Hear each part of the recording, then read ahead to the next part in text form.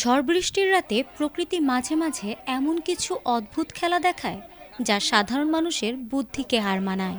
কাল বৈশাখী ঝড়ে উপড়ে পড়েছিল বিশাল আকার একটি গাছ, কিন্তু ডালপালা কাটার পর মৃতপ্রায় সেই গাছটি হুট করেই আবার সোজা হয়ে দাঁড়িয়ে যায়।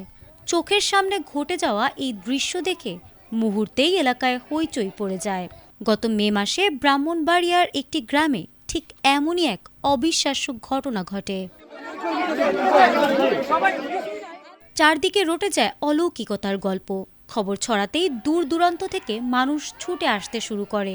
এলাকায় রীতিমতো হইচই পড়ে যায়। ডালপালাহীন গাছটির একটি অংশ দাঁড়িয়ে আছে, কিন্তু এর নিচের অংশ কাটা। গাছে লাল কাপড় বাঁধা, চারদিকে নিশানা টানিয়ে দেয়া হয়েছে। এলাকার মানুষ বলছেন ঘটনাটি অলৌকিক, সৃষ্টিকর্তার ইশারাতেই এমন হয়েছে। তারা গাছটিকে দেখে শুনে রাখছেন। অন্ধবিশ্বাসে আচ্ছন্ন হয়ে অনেকেই গাছের গোড়ায় মোমবাতি ও আগরবাতি জ্বালাতে শুরু করেন।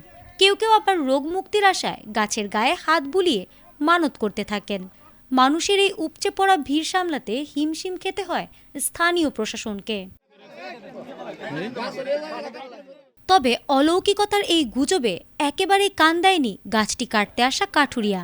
তিনি বাস্তব অভিজ্ঞতা থেকে বলেন, গাছের ওপরের সব ভারী ডালপালা যখন আমরা কেটে ফেললাম, তখন ওপরের দিকের ওজন একদম কমে যায়, কিন্তু মাটির নিচে গাছের মূল শিকড়গুলো অনেক শক্তভাবে আটকে ছিল। ওপরের বোঝা হালকা হতেই নিচের শিকড়ের টানে গাছটি স্প্রিংয়ের মতো সোজা হয়ে যায়। এতে কোনো অলৌকিক কিছু নেই। আমি গেছি গিয়া গাছটা কাটছি, কাটার পরে তলের নিচের অংশ আসিন পাক্কা 27-28 ইঞ্চি আসিন, আসার পরে মাটির ভিতরে এই জায়গাটা কাটতে পারি না।